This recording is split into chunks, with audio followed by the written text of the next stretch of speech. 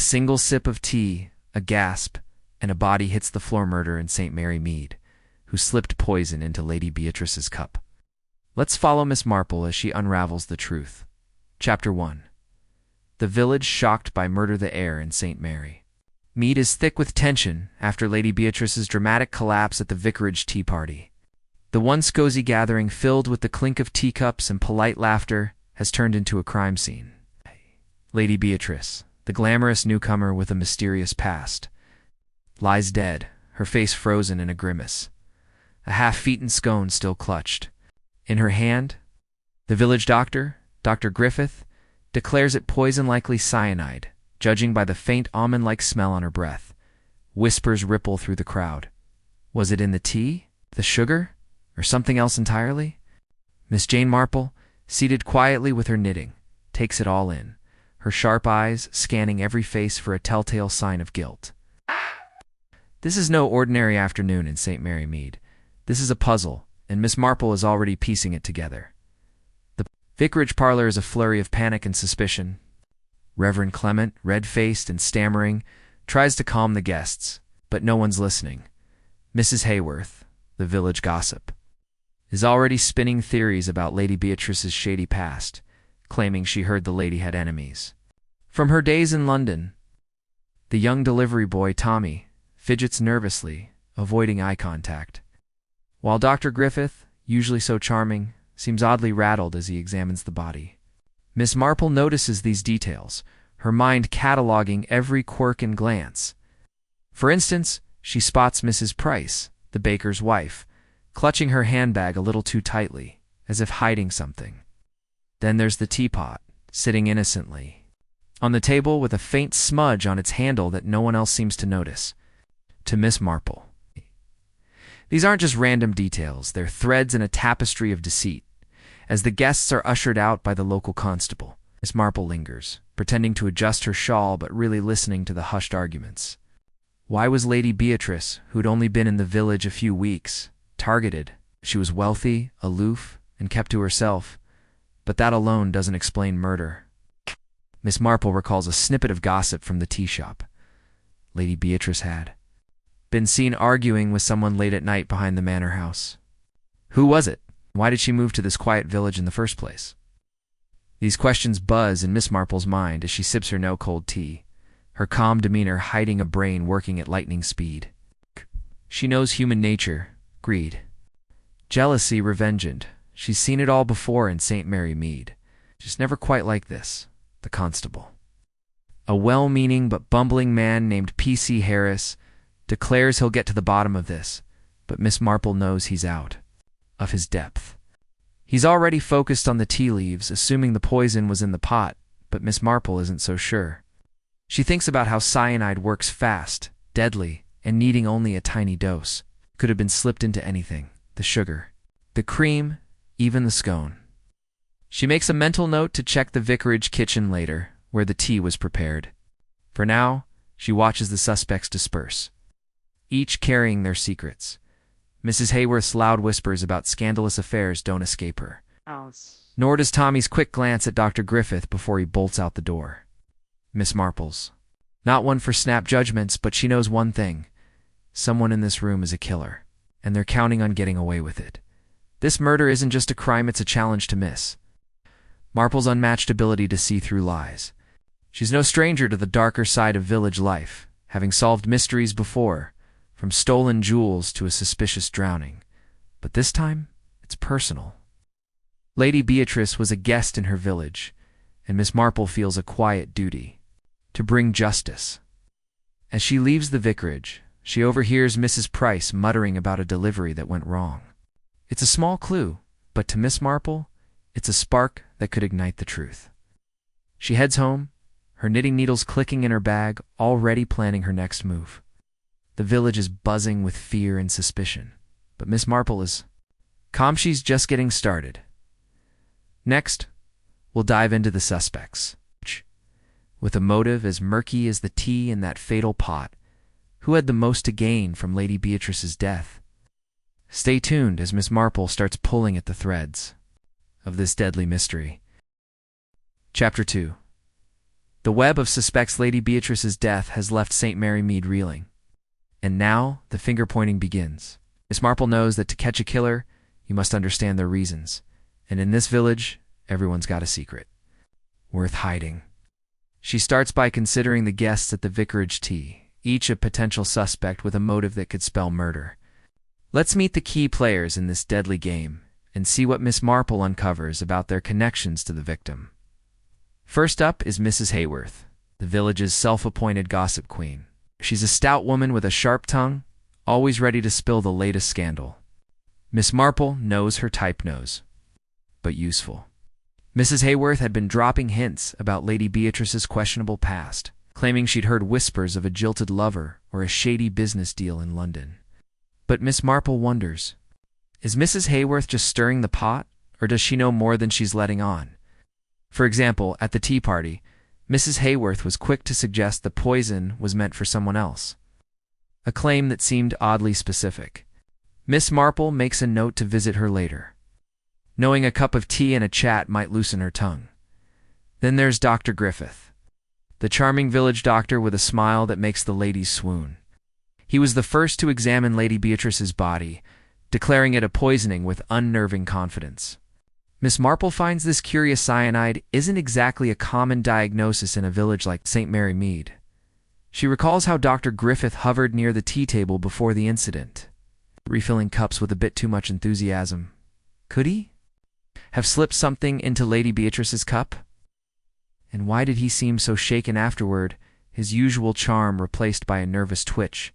Miss Marple knows doctors have access to all sorts of chemicals, and she's not ruling them out just yet. Young Tommy, the delivery boy, is another puzzle. He's barely 16, with a mop of unruly hair and a habit of blushing under pressure. At the tea party, he was tasked with bringing the scones from the kitchen, and Miss Marple noticed him lingering near the tea tray, his hands shaking as he set it down. Tommy's been in trouble before petty theft, mostly but murder. A leap. Still, Miss Marple remembers how he glanced at Dr. Griffith before darting out of the vicarage. She wonders if he's hiding something, maybe a delivery that wasn't just bread or milk. She plans to ask around at the tea shop, where Tommy's known to chat with the locals, Mrs. Price. The baker's wife is quieter, but no less intriguing. She's a nervous woman, always clutching her handbag like it holds the crown jewels. Miss Marple overheard her muttering about a delivery gone wrong as she left the vicarage, and that word keeps nagging at her. Mrs. Price's bakery supplied the scones for the tea party, and while everyone assumes the poison was in the tea, Miss Marple isn't so sure. Could a scone have been laced with cyanide? Mrs. Price's husband is struggling with debts, and Lady Beatrice's wealth might have been a sore point. Miss Marple decides to pay a visit to the bakery, hoping to catch Mrs. Price off guard. Finally, there's Reverend Clement, the host of the ill-fated tea party. He's a kind man but a bit pompous, always preaching about forgiveness while missing the sins right under his nose. He was pouring tea when Lady Beatrice collapsed, and Miss Marple noticed his hands trembling as he set the teapot down. Was it just shock, or something more? The vicarage is his domain, and he had access to everything served that day. Miss Marple wonders if his flustered demeanor hides a deeper guilt, perhaps tied to Lady Beatrice's generous donations to the church, or her refusal to give more. As Miss Marple sifts through these suspects, she's building a mental map of motives, greed, revenge, jealousy. They're all swirling in St. Mary Mead, and she knows the truth lies in the details. For instance, she recalls a rumor about Lady Beatrice's will, which supposedly left a fortune to someone in the village. Who stood to gain, and who felt cheated? She's also curious about the smudge on the teapot handle.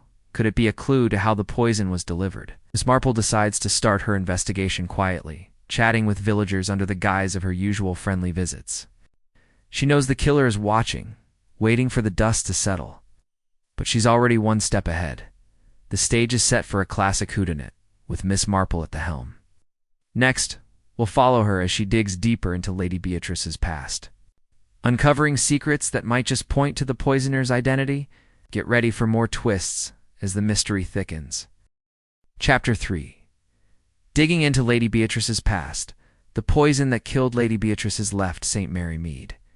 Buzzing with questions, but Miss Jane Marple isn't one to get caught up in the village's gossip whirlwind. She knows the key to catching a killer lies in understanding the victim, and Lady Beatrice, with her air of mystery and guarded smiles, is a puzzle worth solving. Why did this wealthy, secretive woman come to a quiet village like St. Mary Mead? What secrets from her past made her a target? In this chapter, Miss Marple begins her quiet investigation, peeling back the layers of Lady Beatrice's life to uncover clues that might lead to the poisoner. Let's follow her as she sips tea, asks seemingly innocent questions, starts connecting the dots. Miss Marple begins her day with a visit to the tea shop, a hub of village chatter where the air smells of fresh scones and brewing scandals. She settles into a corner table with her knitting, her ears tuned to the conversations around her. The tea shop is run by Miss Clara, a cheerful woman who knows everyone's orders and secrets. Miss Marple casually mentions Lady Beatrice, asking if she was a regular. Miss Clara hesitates, then admits Lady Beatrice often came in alone. It's always paying in crisp large bills and tipping generously. She wasn't one for small talk, Miss Clara says, wiping down the counter. But she'd sit by the window, watching the street like she was expecting someone. Miss Marple nods, her needles clicking steadily. A detail watching the street sticks with her. Was Lady Beatrice afraid of someone, or waiting for them? Next, Miss Marple heads to the post office, where the postmistress, Miss Lavender, is known for noticing every letter that passes through. Over a cup of weak tea, Miss Marple steers the conversation to Lady Beatrice's mail. Miss Lavender's eyes light up with the thrill of sharing news. She got letters from London, fancy ones with wax seals, she confides. And once a parcel with no return address looked expensive, maybe jewelry. Miss Marple's mind races. Wax-sealed letters suggest a connection to someone important, perhaps from her city days. In a mysterious parcel, it could be a clue to her wealth or her enemies. Miss Marple thanks Miss Lavender and makes a mental note to ask about those letters later, perhaps by charming the postman into spilling more, as she strolls back through the village. Miss Marple reflects on what she knows about Lady Beatrice. The woman arrived in St. Mary Mead 3 months ago, renting the grand manor house on the hill. She was in her late 40s, elegant with a wardrobe of silk dresses and a habit of keeping to herself. Gossip painted her as a widow with a fortune, but no one knew her late husband's name or how she'd made her money. Some whispered about an inheritance. Others hinted at darker dealings like a shady business or a scandalous affair.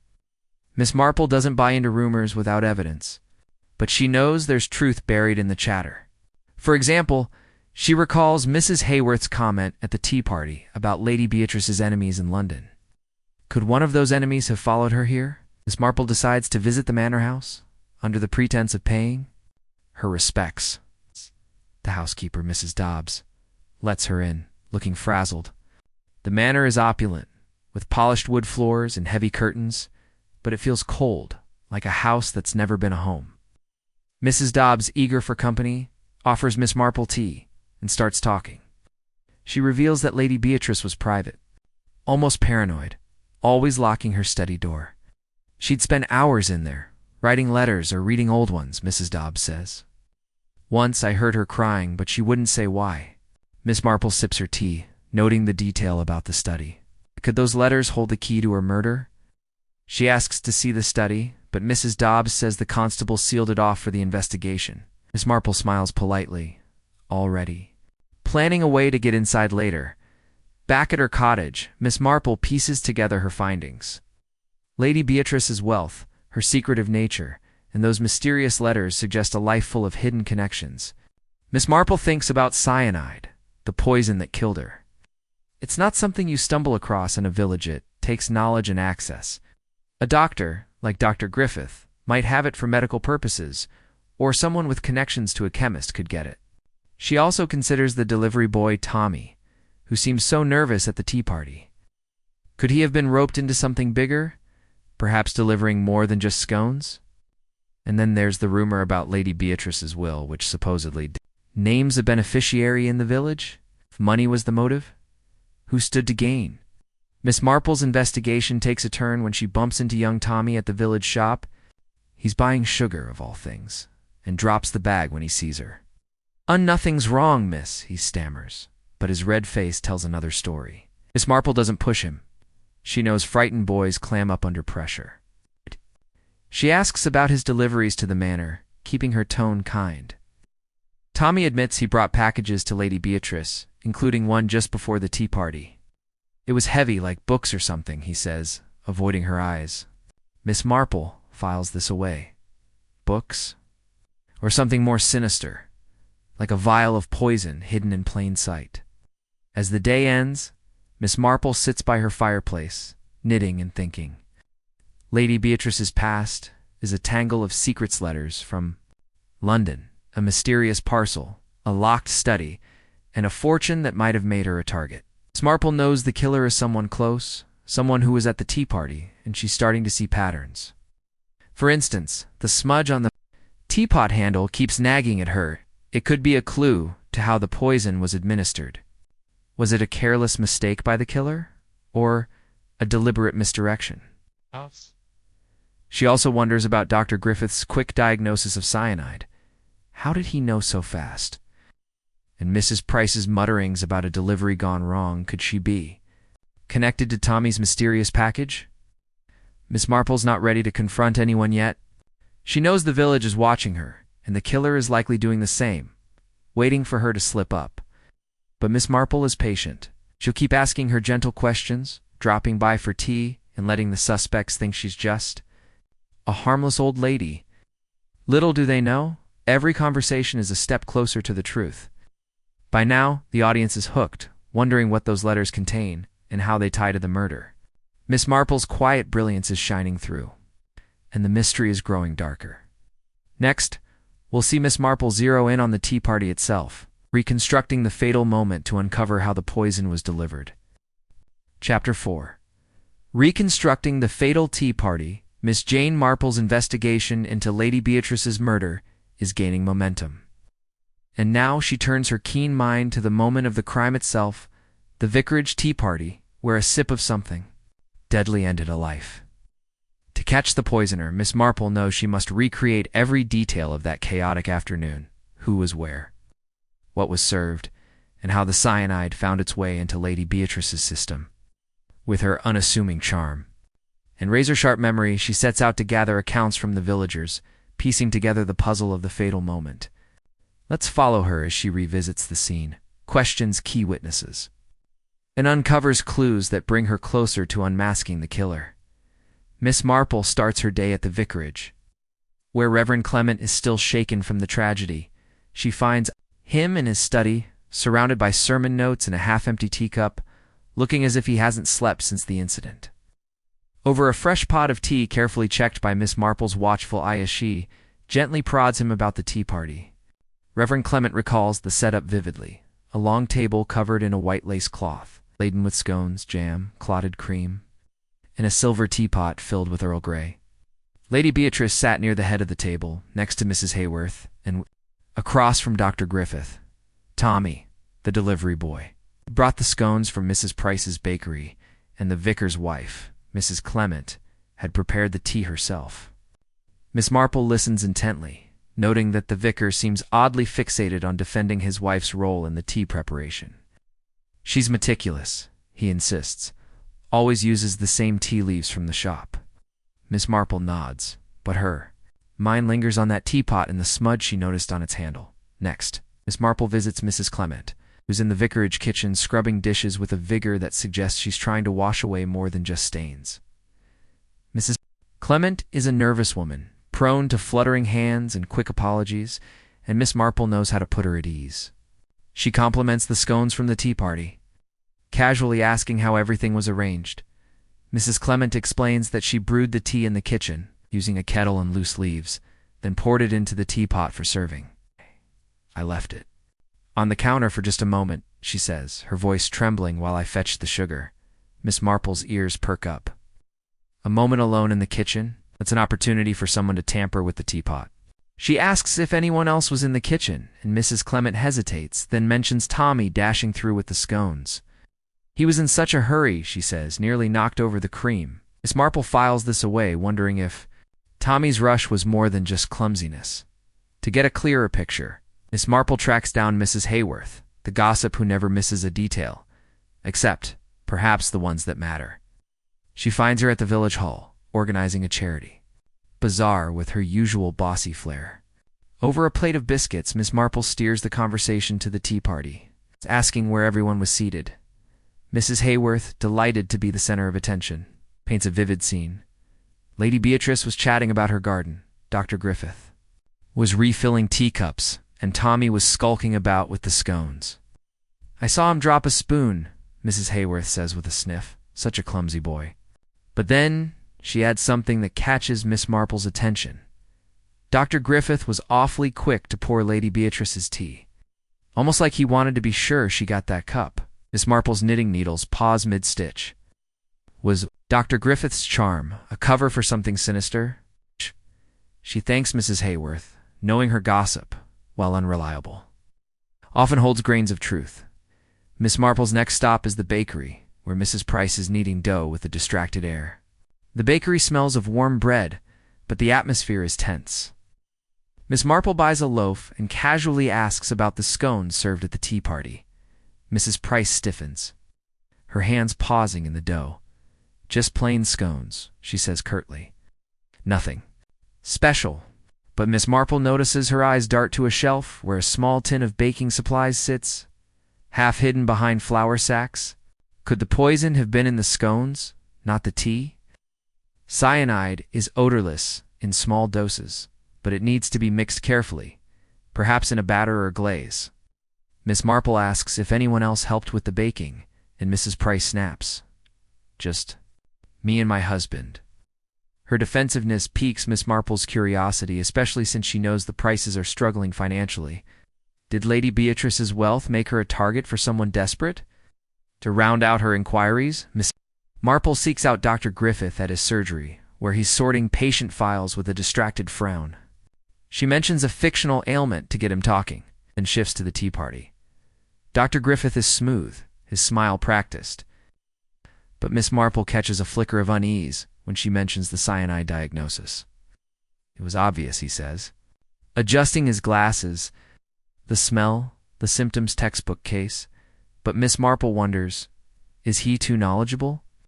Cyanide isn't a common poison in a village, and his quick diagnosis feels almost rehearsed.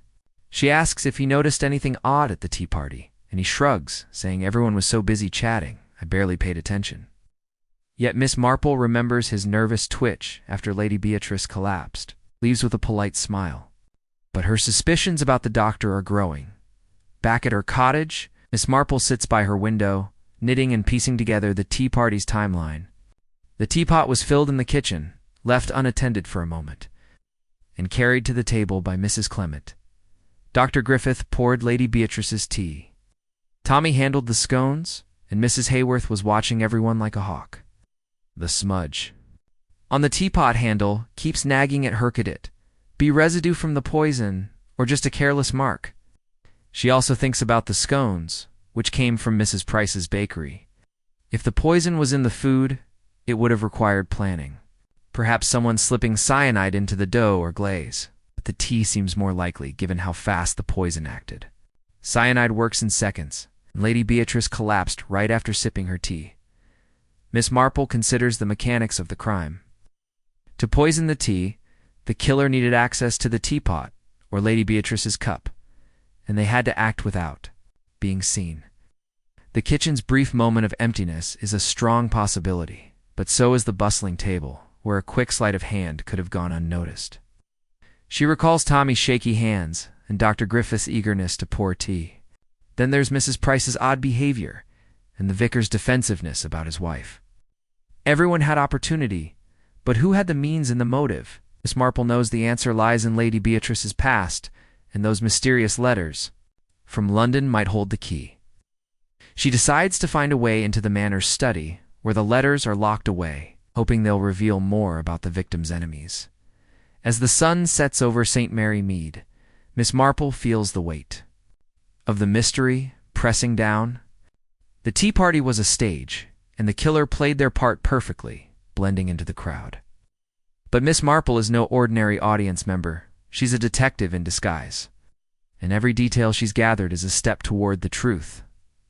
The audience is left wondering, was the poison in the tea, the scone, or something else entirely? And how will Miss Marple get those letters without tipping off the killer? The tension is building, and the next chapter promises more revelations. Next, we'll follow Miss Marple as she sneaks into the manor's study. Hunting for those mysterious letters that could blow the case wide open, get ready for a daring move from our favorite spinster sleuth. Chapter 5. The Secrets of the Locked Study. Miss Jane Marple's investigation into Lady Beatrice's murder is closing in on the truth, and she's convinced the key lies in the victim's mysterious past.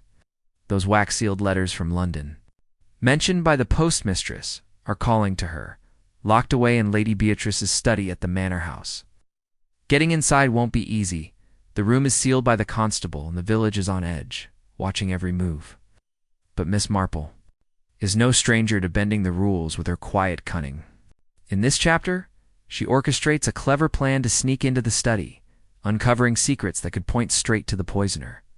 Let's follow her as she steps out of her cozy cottage and into the heart of danger. Miss Marple begins her day with a plan as delicate as her finest lace doily. She knows the manor's housekeeper, Mrs. Dobbs, is her best chance at gaining access. But she can't just waltz in and ask to snoop. Instead, she crafts a pretext: a basket of homemade jam, and a condolence note for Lady Beatrice's staff. She arrives at the manor just after lunch, when Mrs. Dobbs is likely to be alone, tidying up. The housekeeper, still rattled by the murder, welcomes Miss Marple warmly, grateful for the company. Over a cup of tea in the manor's cavernous kitchen, Miss Marple listens patiently as Mrs. Dobbs frets about the village gossip and the constable's heavy-handed search of the house. They've locked up her study, Mrs. Dobbs says, shaking her head, as if I'd touch anything. Miss Marple seizes the moment, suggesting she could help organize Lady Beatrice's papers to ease the burden. Mrs. Dobbs hesitates, then agrees, saying the constable won't be back until tomorrow. With the housekeeper distracted by a ringing telephone, Miss Marple slips upstairs to the study. The door is locked, but Miss Marple, ever resourceful, has brought a hairpin from her knitting bag. She's no expert lockpicker, but years of untangling village secrets have taught her patience. After a few careful twists, the lock clicks open, and she steps inside. The study is a treasure trove of clues: a mahogany desk piled with papers, it's a leather-bound diary, and a small box of letters tied with a ribbon. The air smells faintly of lavender and ink, and Miss Marple's heart quickens. This is where Lady Beatrice's secrets live. She starts with the letters, her gloved hands, to avoid fingerprints, carefully untying the ribbon. The envelopes are elegant, with wax seals bearing a crest she doesn't recognize. Inside, the letters are written in a sharp, slanted hand, addressed to my dear Beatrice, and signed only with an initial R.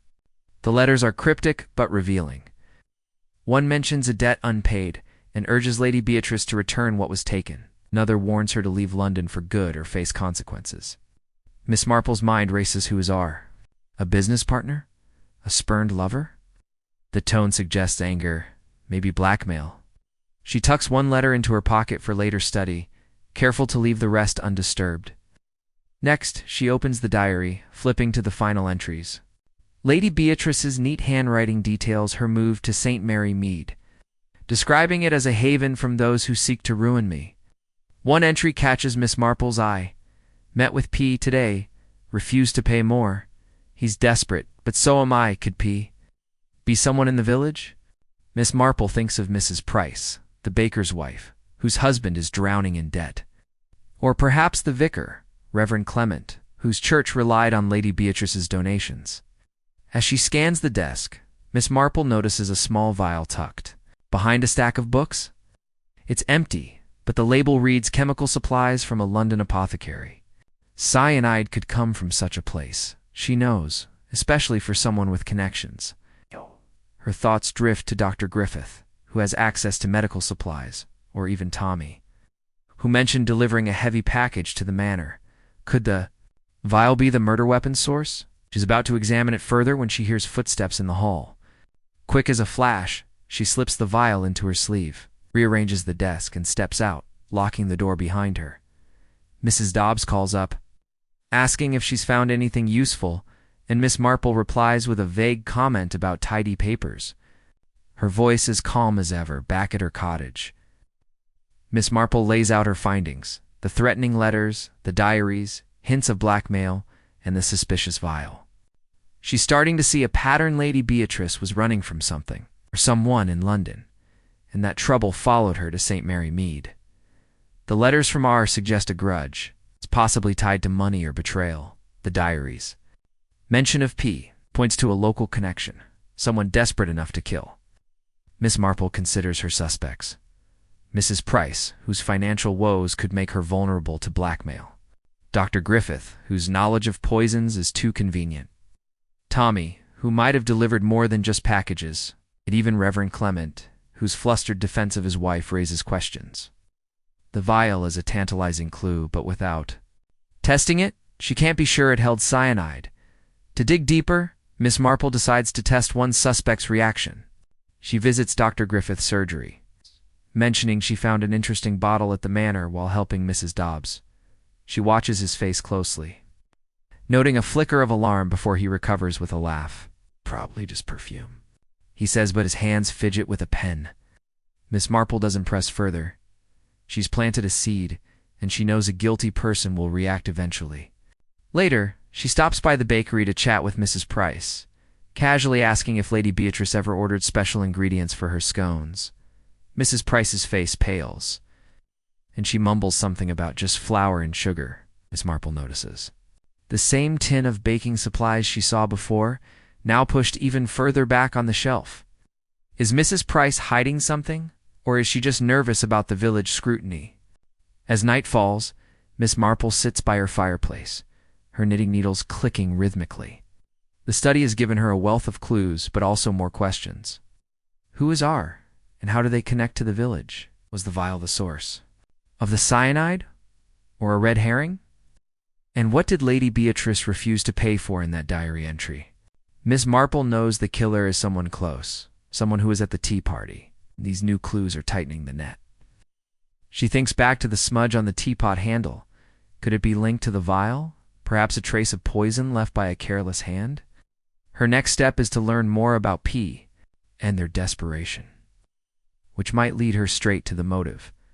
The audience is on the edge of their seats, imagining the shadowy study and the secrets it holds. Miss Marple's daring move has brought her closer to the truth, but it's also put her in the killer's sights. She's playing a dangerous game, but her calm exterior hides a mind working overtime. The letters, the diary, the vial, they're all pieces of the puzzle, and Miss Marple is determined to fit them together. Next, we'll see Miss Marple confront young Tommy about his mysterious deliveries, hoping to uncover whether he's an innocent pawn or a key player in the poisoner's plot. Get ready for a tense showdown as the mystery deepens. Chapter 6. Confronting Tommy's secrets. Miss Jane Marple's investigation into Lady Beatrice's murder is picking up pace, and her suspicions are circling closer to the truth. The letters, diary, and mysterious vial from the manor's study have painted a picture of a woman on the run from her past, but the question remains: who, in St. Mary Mead, turned her fears into a fatal reality? Young Tommy, the nervous delivery boy who was at the tea party, has been acting cagey, and Miss Marple's sharp instincts tell her he's hiding something. His mention of a heavy package delivered to Lady Beatrice just before the murder is too significant to ignore. In this chapter, Miss Marple sets out to confront Tommy, using her gentle but relentless probing to uncover whether he's an innocent caught in a web or a pawn in the poisoner's game. Let's follow her as she navigates this delicate interrogation. Peeling back layers of village intrigue, Miss Marple knows that confronting a nervous teenager like Tommy requires finesse. Push too hard and he'll clam up.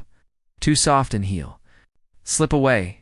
She decides to approach him at the village shop, where he often lingers after his delivery rounds. She finds him stacking cans, his hands trembling slightly as he avoids her gaze. With a warm smile, she offers him a peppermint from her bag, chatting about the weather before steering the conversation to his deliveries. You must see all sorts of interesting packages, Tommy, she says, her tone as soothing as a lullaby. It's like that one you took to Lady Beatrice books, you said. Tommy's face flushes, and he mumbles that it was just a box, nothing special. But Miss Marple notices his fingers twisting the hem of his jacket, sure sign he's holding back, sitting on a bench outside the shop. Miss Marple keeps the conversation light, asking about his work for Mrs. Price's bakery. Tommy admits he delivers scones and bread all over the village, including to the vicarage for the tea party. I just dropped them off, he says quickly. Didn't touch the tea or anything. Miss Marple nods, but her mind is on that package he mentioned earlier. She gently presses, asking if Lady Beatrice seemed worried when he delivered it. Tommy hesitates, then blurts out, "She was angry, miss. Said something about no more. Payments and told me to tell whoever sent it to leave her alone." Miss Marple's heart skips a beat. This echoes the diary entry about P refusing to pay more. Could Tommy's package be linked to the blackmail hinted at in the letters? To loosen his tongue, Miss Marple shares a story about her own youth, when she once carried a secret for a friend and felt the weight of it. "Secrets are heavy, aren't they, Tommy?" she says, her eyes kind but piercing. He squirms, then admits the package came from someone in the village, not London. "I wasn't supposed to tell," he whispers, glancing around as if expecting someone to overhear. "It was from Mr. Price at the bakery. Gave it to me himself. Said it was a gift for Lady Beatrice." Miss Marple's mind races. Mr. Price, the baker whose wife was so defensive about the scones. This is a breakthrough, but she keeps her face neutral, thanking Tommy and urging him to be careful. Some secrets can be dangerous, she warns, knowing she's rattled him just enough. Back at her cottage, Miss Marple ponders this revelation. Mr. Price, struggling with debts, sent a package to Lady Beatrice, who was angry about payments. Could he be the P? From the diary, demanding money she refused to give? And if so, did he turn to poison when she wouldn't pay? Miss Marple thinks about the vial from the study. Could it have come from that package, delivered by an unsuspecting Tommy? She also considers Mrs. Price's nervous behavior and that hidden tin of baking supplies.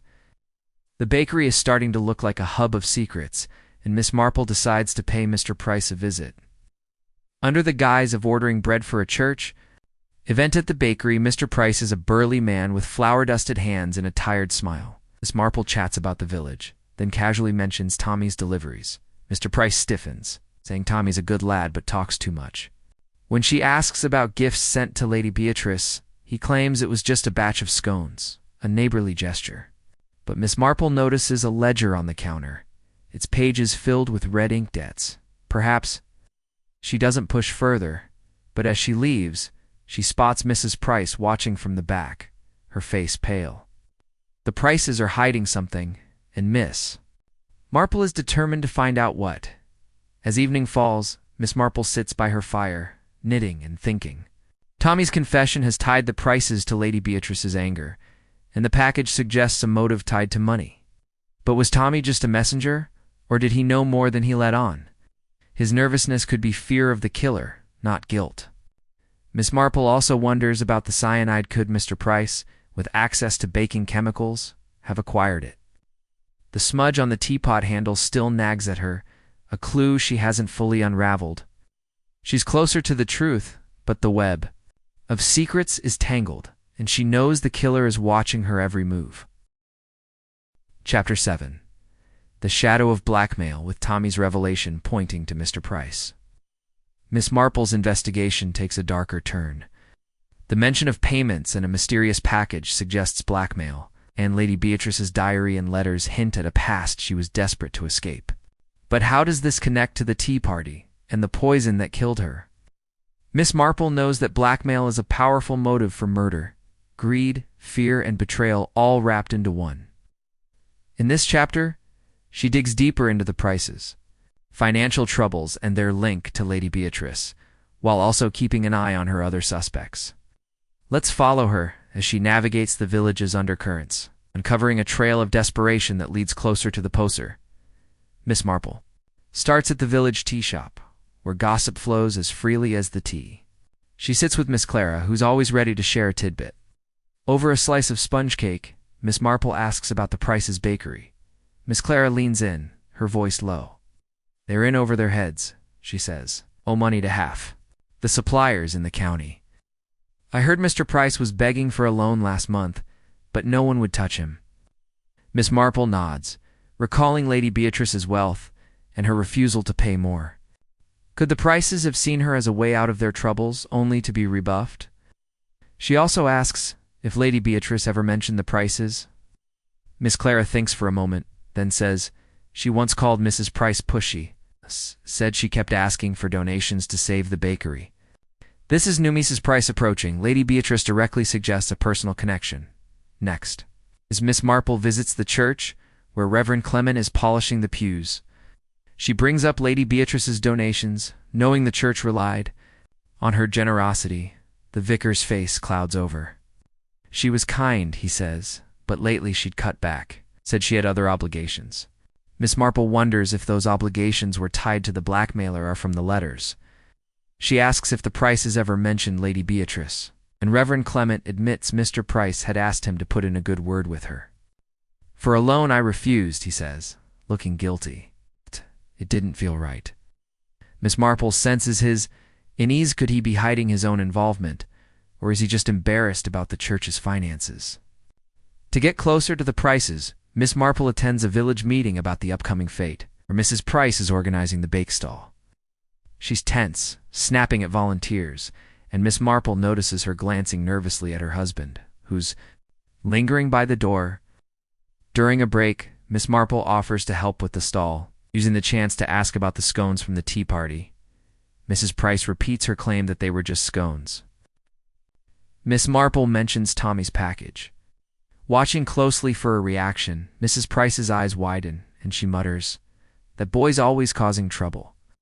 Before Miss Marple can press further, Mr. Price interrupts, steering his wife away. The exchange confirms Miss Marple's suspicions. The Prices are hiding something, and it's tied to Lady Beatrice. Back at home, Miss Marple re-examines the letter she took from the study.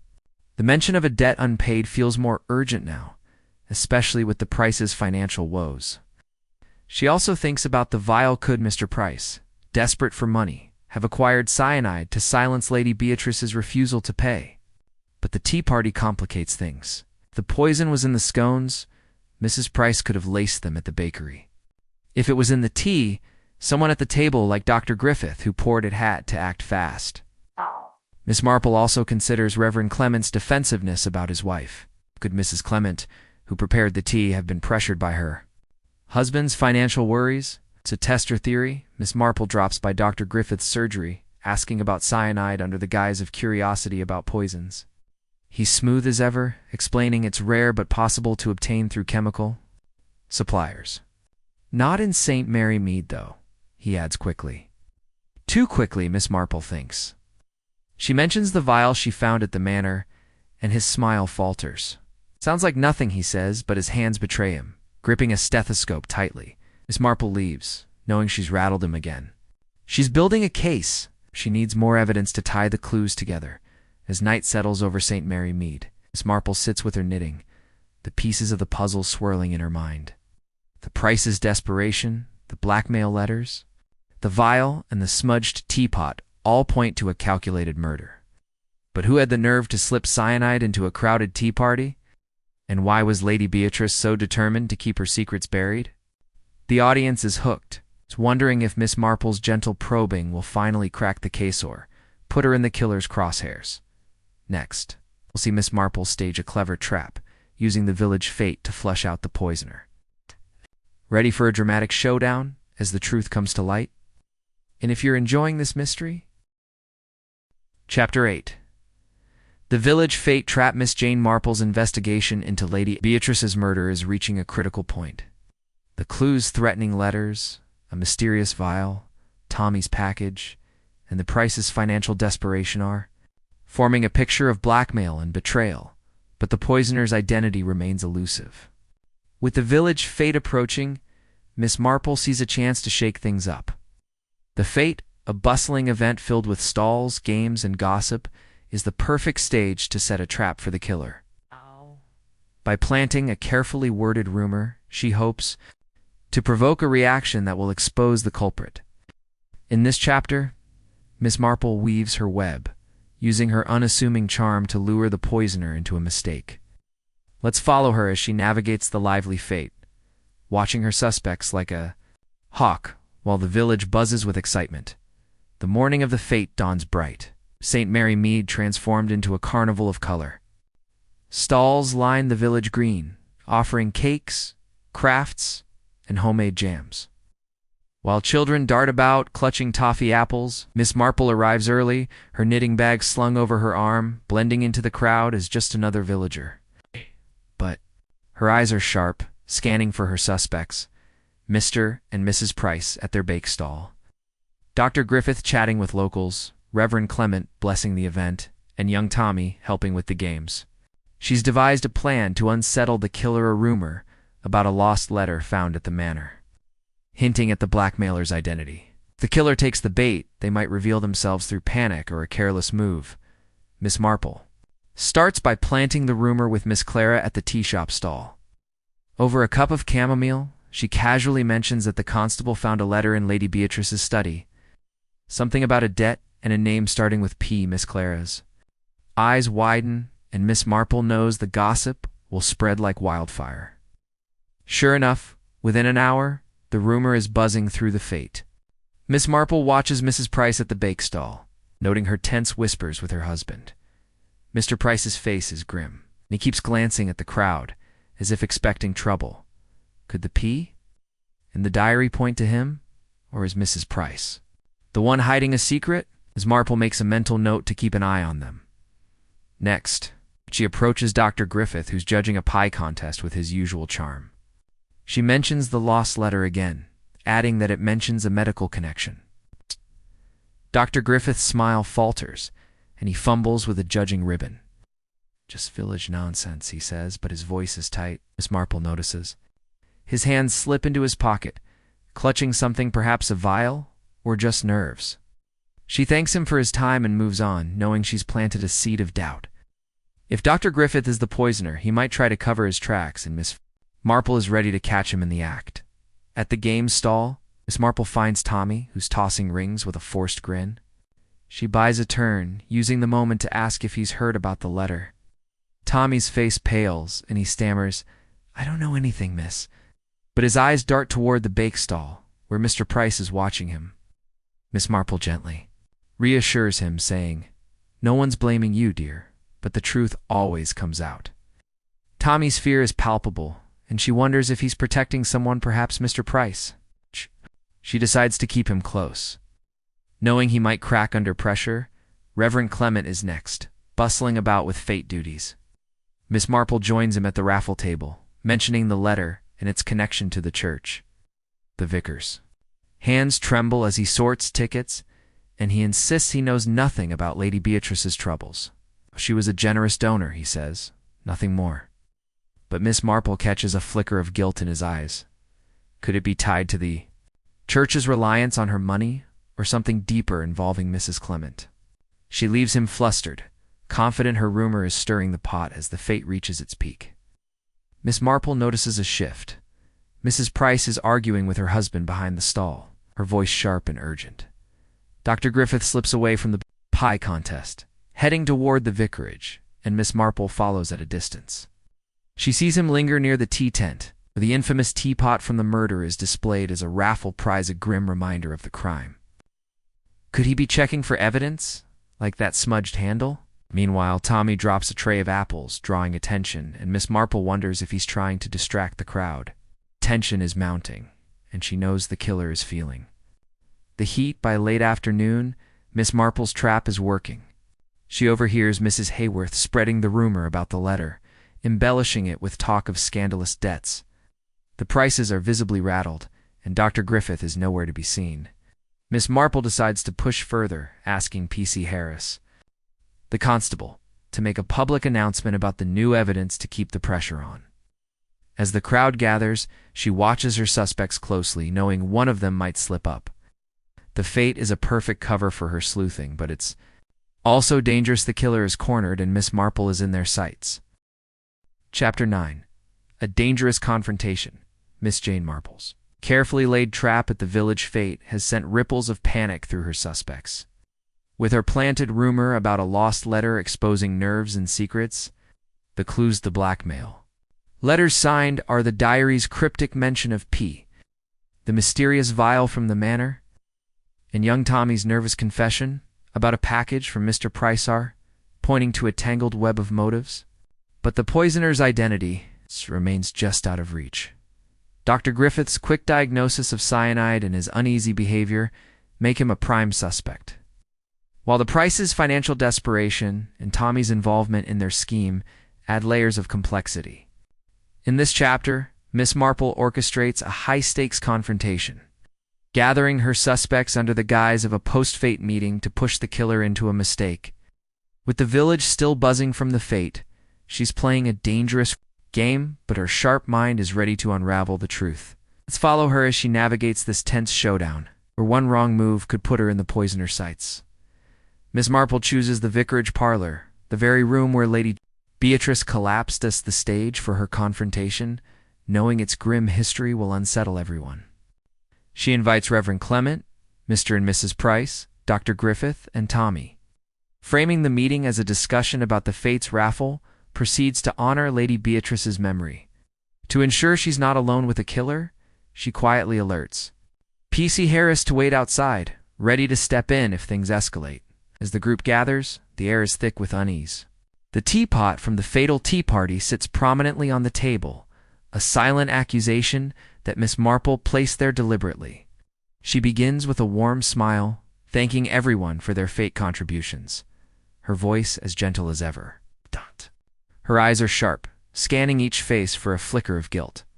She opens the conversation innocently, mentioning the Fate's success and how Lady Beatrice would have loved the community spirit. Then, she drops her first bombshell. I couldn't help but overhear talk of a letter found in Lady Beatrice's study, a letter that names someone in this room. The effect is immediate. Mrs. Price's hand tightens on her husband's arm, her face pale. Dr. Griffith's smile freezes, his fingers adjusting his glasses nervously. Tommy stares at his shoes, his breath quickening, while Reverend Clement clears his throat, urging her to share such evidence with the constable. Miss Marple waves off the suggestion, saying, I thought we might settle things quietly first. As friends, her calm tone belies the trap she's setting, and the room feels like a powder keg. Miss Marple presses further, mentioning the letter's reference to a debt unpaid and a desperate soul. She watches Mr. Price closely, calling Tommy's confession that he delivered a package from the baker to Lady Beatrice. Mr. Price's face reddens, and he snaps. This is ridiculous. It had nothing to do with her death. His outburst draws all eyes, but Miss Marple notices Mrs. Price's gaze darting to the teapot, her hands trembling. She shifts focus, asking Dr. Griffith about his quick diagnosis of cyanide at the tea party. It was so precise, she says, her tone curious rather than accusing. It's almost as if you knew what to look for. Dr. Griffith laughs, but it's strained. Just medical training, he says, his hand slipping into his pocket, clutching something, perhaps a vial or just nerves. Miss Marple files this away, knowing he's rattled. Turning to Tommy, she gently asks about the package he delivered to Lady Beatrice. You said it was from Mr. Price, didn't you? A gift, perhaps? Tommy stammers, I didn't know what was in it, miss. Mr. Price cuts him off, shouting, Stop dragging the boy into this. It was just scones, nothing more. But the room's tension spikes, and Miss Marple seizes the moment. She mentions the smudge on the teapot handle, saying, It's curious, isn't it? It's almost like someone handled it with something, unusual. Poison, perhaps. Mrs. Price gasps, covering it with a cough, while Dr. Griffith's face hardens. Reverend Clement, looking increasingly uncomfortable, mutters about the need for calm, but Miss Marple presses on, asking if anyone saw who poured Lady Beatrice's tea. The breaking point comes when Mrs. Price, unable to bear the pressure, bursts into tears. It wasn't supposed to happen like this. She sobs, clutching her handbag. We just wanted her to pay what she owed us. Mr. Price tries to silence her, his voice low and urgent, but she continues, admitting they sent Lady Beatrice a package at demand for money to save their failing bakery. She refused, Mrs. Price cries, said she'd tell everyone we were blackmailing her. Miss Marple's heart races. This confirms the P. In the diary was likely the Prices desperate for cash, but she's not convinced they're the killers. The cyanide required knowledge and access, pointing more to Dr. Griffith than the bakers, as the room erupts in accusations. Dr. Griffith makes a move toward the door, his face a mask of panic. Miss Marple calls out, "Doctor, what about the vial in the study? The one you seemed so interested in when I mentioned it?" He freezes, caught off guard. Tommy, emboldened by the chaos, blurts out, "I saw him near the teapot before the tea party, miss. He paid me to keep quiet." The revelation lands like a thunderbolt. Reverend Clement admits he suspected the Prices but stayed silent to protect the church's reputation, while Mr. Price shouts that they're being framed. Miss Marple's trap has worked. The suspects are turning on each other. And Dr. Griffith's calm facade is crumbling. She signals P.C. Harris, who steps in from the hallway, his presence calming the chaos. Miss Marple explains her theory. Dr. Griffith, with his medical expertise, slipped cyanide into Lady Beatrice's tea, using the Price's blackmail as a distraction. The smudged teapot handle was likely a trace of poison from a gloved hand, a mistake he didn't anticipate. But the letters signed are still puzzle her. Could Dr. Griffith be R? Or is there another player? She urges P.C. Harris to search Dr. Griffith's surgery for evidence, knowing the truth is close. As the constable leads Dr. Griffith away, still protesting his innocence, Miss Marple notes. Chapter 10.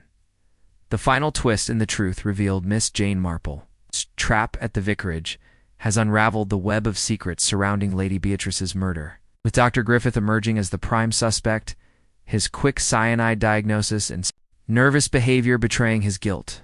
The Price's blackmail scheme provided a convenient distraction. But Miss Marple knows the truth lies in the details. The smudged teapot handle, mysterious vial, and the cryptic letters signed are. Now, with the village still reeling from the fate and the confrontation, Miss Marple must tie up the loose ends, confirm Dr. Griffith's role as the poisoner, and uncover the final twist that connects Lady Beatrice's past to her deadly fate. In this thrilling conclusion, Miss Marple pieces together the puzzle, delivering justice with her trademark quiet brilliance. Let's follow her as she brings the mystery to a close, revealing the truth in St. Mary Mead. Miss Marple begins the final stage of her investigation with a visit to the constable's office, where P.C. Harris is holding Dr. Griffith for questioning. She brings the vial she found in Lady Beatrice's study, carefully wrapped in a handkerchief, and suggests he test it for cyanide residue. P.C. Harris, still a bit overwhelmed by the case, agrees, admitting he sent the teapot from the tea party for analysis as well. Miss Marple shares her theory. Dr. Griffith, with his medical knowledge and access to chemicals, poisoned Lady Beatrice's tea, using the Price's blackmail attempt to deflect suspicion. The smudge on the teapot handle, she suspects, was a trace of cyanide from a glove he wore to avoid leaving fingerprints. But to seal the case, she needs to connect Dr. Griffith to the letters signed R and confirm his motive, to dig deeper. Miss Marple returns to the manor house, where Mrs. E. Dobbs, the housekeeper, is tidying up after the fete. Under the guise of returning a borrowed dish, Miss Marple asks about Lady Beatrice's visitors, particularly anyone from London. Mrs. Dobbs recalls a man who came a week before the murderer, posh type with a sharp suit and a curt manner. She called him Robert, Mrs. Dobbs says, and they argued in the study. I heard raised voices, something about money she wouldn't give. Miss Marple's heart races. Rapert could be the R from the letters.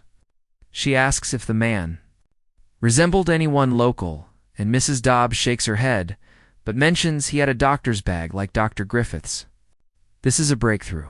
Could Dr. Griffith be R, or was he working with someone from Lady Beatrice's past? Back at her cottage, Miss Marple re-examines the letter she took from the study. The handwriting is sharp and slanted, and the tone is menacing. Return what was taken, or you'll regret it. She compares it to a note Dr. Griffith wrote for the Fates Pie contest, which she'd pocketed. The handwriting is similar to similar. Miss Marple suspects Dr. Griffith was R, using his London connections to blackmail Lady Beatrice, perhaps over a shared secret from her city days.